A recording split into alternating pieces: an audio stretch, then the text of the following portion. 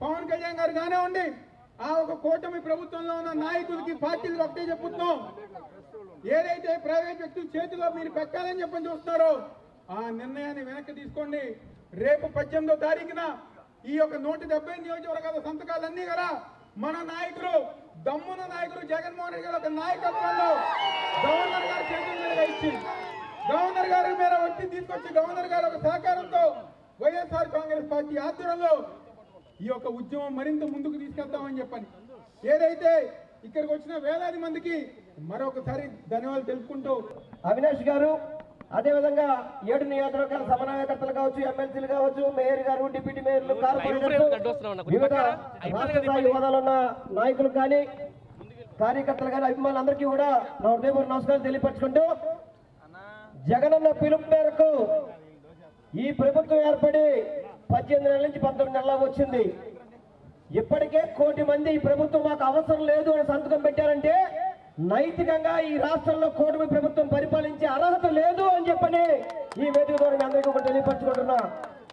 2 సంవత్సరాలు కాకముందే దాదాపు 1 కోటి మంది పైబడి ఏదైతే కూటమి ప్రభుత్వం తీసుకున్న నిర్ణయాన్ని వ్యతిరేకిస్తూ మీ నిర్ణయం తప్పు, ఈ నిర్ణయాన్ని మీరు ఉపసంహరించుకోండి అని చెప్పని 175 నియోజకవర్గాల్లో 1 కోటి మంది పైన సంతకం పెట్టారు.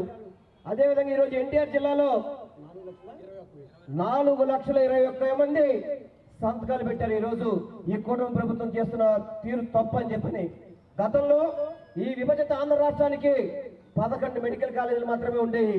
కానీ జగన్మోహన్ రెడ్డి గారు ముఖ్యమంత్రి అయ్యాక 17 మెడికల్ కాలేజీలకి శంకుస్థాపన చేసి స్వయంగా వారి చేతుల మీద 5 మెడికల్ కాలేజీలు ప్రారంభించడం కూడా జరిగింది. ఆ తర్వాత ఎన్నికల కోర్టు టైంలో కూడా 2 మెడికల్ కాలేజీలు సిద్ధమై ప్రారంభమవడం జరిగింది. మిగతా 10 కాలేజీలు కూడా స్థలాలు కేటాయించారు, నిర్మాణాలు చేపట్టారు. ప్రతి ఒక్కటి కూడా ప్రభుత్వం చేయాలి, ప్రభుత్వం చేస్తే వైద్య విద్య కానీ ఉచిత వైద్యం కానీ దొరుకుతుందని చెప్పిన ఒక మంచి ఉద్దేశంతో జగన్మోహన్ రెడ్డి గారు ఇంత కష్టపడి ఇంత నిర్ణయం తీసుకుంటే వాటన్నిటిని కూడా దొడ్డిదారిన అమ్మేసే విధంగా, ప్రైవేటు వ్యక్తులకి వారి బినామీలకి దారదత్తం చేసే విధంగా ఈ కూటమి ప్రభుత్వం పనిచేస్తుంది. ఒక్కసారి ఆలోచించండి మిత్రులారా, గతంలో ఆరోగ్యశ్రీ అంటే మనకి గుర్తుకొచ్చేది వైఎస్ రాజశేఖర రెడ్డి గారు. విద్యకి వైద్యానికి పెద్ద పీటను వేసిన వ్యక్తి పెద్ద అయిన రాజశేఖర రెడ్డి గారు అయితే వాటన్నిటిని కూడా ముందుకు తీసుకెళ్తూ జగన్మోహన్ రెడ్డి గారు ముందుకెళ్తుంటే వాటి ఆశయాలను తూట్లు పరిచే విధంగా, వైద్యాన్ని అమ్ముకునే విధంగా, విద్యను అమ్ముకునే విధంగా చేస్తున్న చంద్రబాబు కూటమి ప్రభుత్వానికి నూకలు చెల్లాయని చెప్పడానికి ఇది ఒక్కడే నిదర్శనం కాదా అని చెప్పి మీ అందరికీ ఒకటి తెలియపరచుకుంటున్నాను. రాష్ట్రానికి సంక్షేమ బాధ చూపించినటువంటి గొప్ప వ్యక్తి వైఎస్ జగన్మోహన్ రెడ్డి గారి యొక్క పిలుపు మేరకు అక్టోబర్ 10వ తారీఖు నుంచి 1 కోటి సంతకాల సేకరణ జరుగుతూ ఉంది. రాష్ట్ర వ్యాప్తంగా అద్భుతంగా విజయవంతమైంది. దీనికి కారణం మీ అందరికీ కూడా తెలుసు. ఏదైతే 17 మెడికల్ కాలేజీలు జగన్మోహన్ రెడ్డి గారి ఆధ్వర్యంలో ఏర్పాటు చేశారో, ప్రభుత్వ రంగంలో ప్రభుత్వ నిధులు పెట్టి వాటిని 10 మెడికల్ కాలేజీలని ఈ రోజున ఈ కూటమి ప్రభుత్వం కేవలం 5,000 కోట్ల రూపాయలు ఖర్చు పెట్టాలని చెప్పి దొడ్డిదారిగా వారి తాబేదారులకి ఈ యొక్క మెడికల్ కాలేజీలని ప్రైవేటుకి దారాదత్తం చేయడం, పీపీపీ మోడ్లో మేము ప్రైవేట్ వారికి ఇస్తానని చెప్పడం ఇది దుర్మార్గం, అత్యంత హేయమైన విషయం అని చెప్పి జగన్మోహన్ రెడ్డి గారు చెబుతూ ఈ రాష్ట్రంలో ప్రజానికాన్ని మొత్తం కూడా చైతన్యవంతపరచాలి, ప్రజానికాన్ని తెలియజేయాలి. ప్రభుత్వ రంగంలో మెడికల్ కాలేజీలు ఉంటే పేదవాడికి నాణ్యమైన వైద్య విద్య అందుతుంది.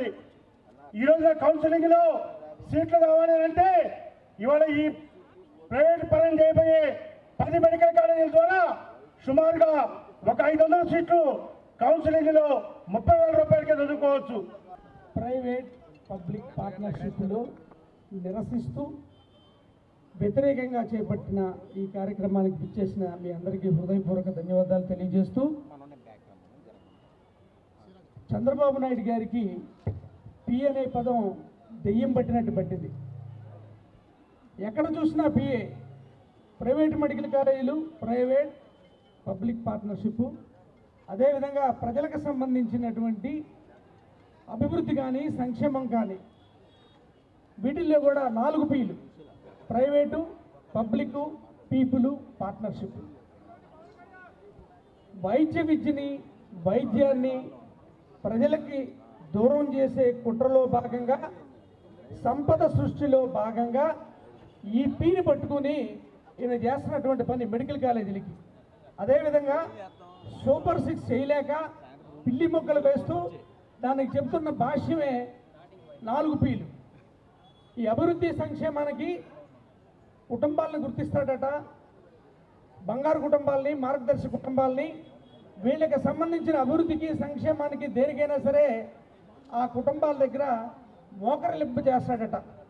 ప్రభుత్వం దారిద్ర్య రేఖకు దిగువగా ఉన్న అందరినీ వాళ్ళ అభివృద్ధిని, సంక్షేమాన్ని, విద్యని, వైద్యాన్ని, గృహాన్ని ఆర్థికంగా నిలబడటానికి అండగా ఉండాల్సినటువంటి ప్రభుత్వం 4 పీల పేరుతో పిఎన్ఏ దెయ్యం పట్టినటువంటి ఈ పరిపాలన ఈ విధంగా చేస్తుంది.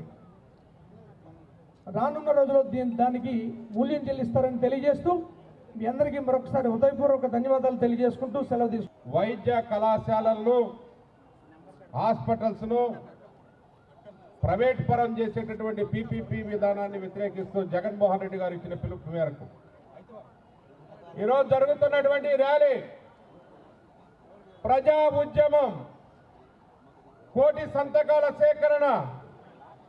ఈరోజు ఎన్టీఆర్ జిల్లాలో నలుమూలల నుంచి విచ్చేసినటువంటి వైఎస్ఆర్ పార్టీ కార్యకర్తలు, ప్రజాస్వామ్యవాదులు, ప్రజల మంచి కోసం, పేదల వైద్యం కోసం ఎవరైతే సంతకాలు పెట్టినటువంటి ఎవరైతే ప్రజానీకం ఉన్నారో వాళ్ళందరికీ కూడా హృదయపూర్వక నమస్కారాలు తెలియజేసుకుంటా ఉన్నాను. చంద్రబాబు నాయుడు గారు, నేను ఒక ప్రశ్న అడుగుతా ఉన్నాను. ఈరోజు రాజధాని నిర్మాణానికి 47,000 కోట్లు అప్పు చేశావు.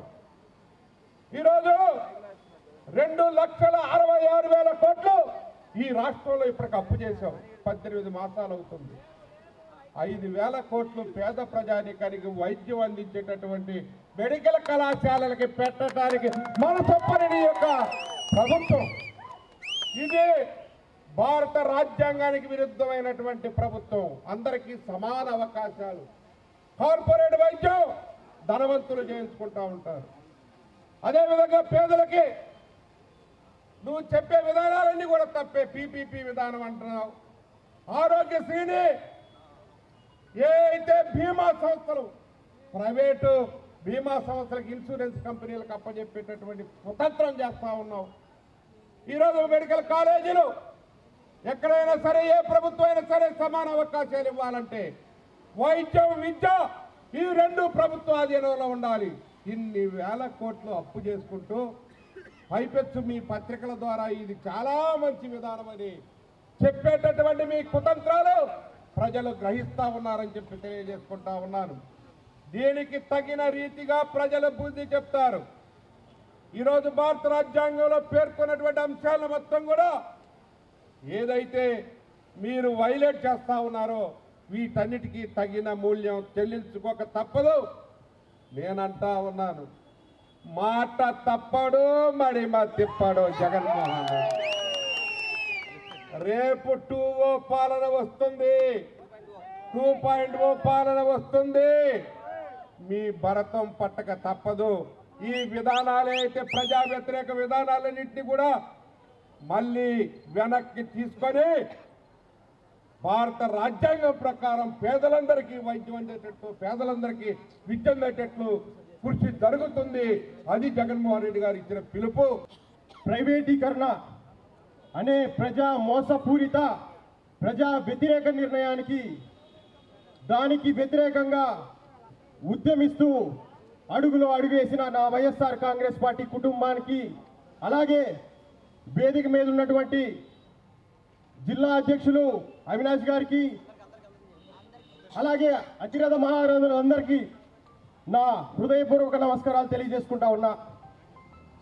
పెద్దలంతా చెప్పారు, జగన్మోహన్ రెడ్డి గారు ఆయన అధికారంలోకి వచ్చాక 17 మెడికల్ కళాశాలలు నిర్మించి తలపెడితే ఒక 5 మెడికల్ కళాశాలలు తరగతి గదులు కూడా మొదలవుతే ఇంకో 7 నిర్మాణ దశలో ఉంటే ఈరోజు చంద్రబాబు నాయుడు గారు అధికారంలోకి వచ్చాక కుట్రపూరితంగా నేషనల్ మెడికల్ కౌన్సిల్కి లేఖలు రాసి మరి సీట్లు వద్దంటూ కుట్రపూరితంగా వాటిని ఆయన అయిన వారికి అయినాయిలకి దారాదత్తం చేసే ప్రయత్నం జరుగుతూ ఉంది. చంద్రబాబు నాయుడు గారు ఇప్పటికీ 4 టర్మ్ ముఖ్యమంత్రి, 20 సంవత్సరాలు ముఖ్యమంత్రిగా ఉన్నాడు.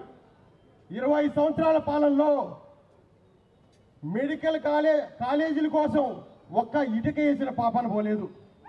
కాబట్టి ఒక ఇటుక కూడా ఇలా, కానీ మనం కట్టిన మెడికల్ కాలేజీలు పేదల కోసం, పేదల విద్య కోసం, పేదల ఆరోగ్యం కోసం మనం ఏమైతే మెడికల్ కాలేజీలు కట్టామో ఆ మెడికల్ కాలేజీలు కూడా కుట్రపూరితంగా వాళ్ళ అయిన వారికి ఇవ్వడానికి సిద్ధపడ్డాడు చంద్రబాబు నాయుడు.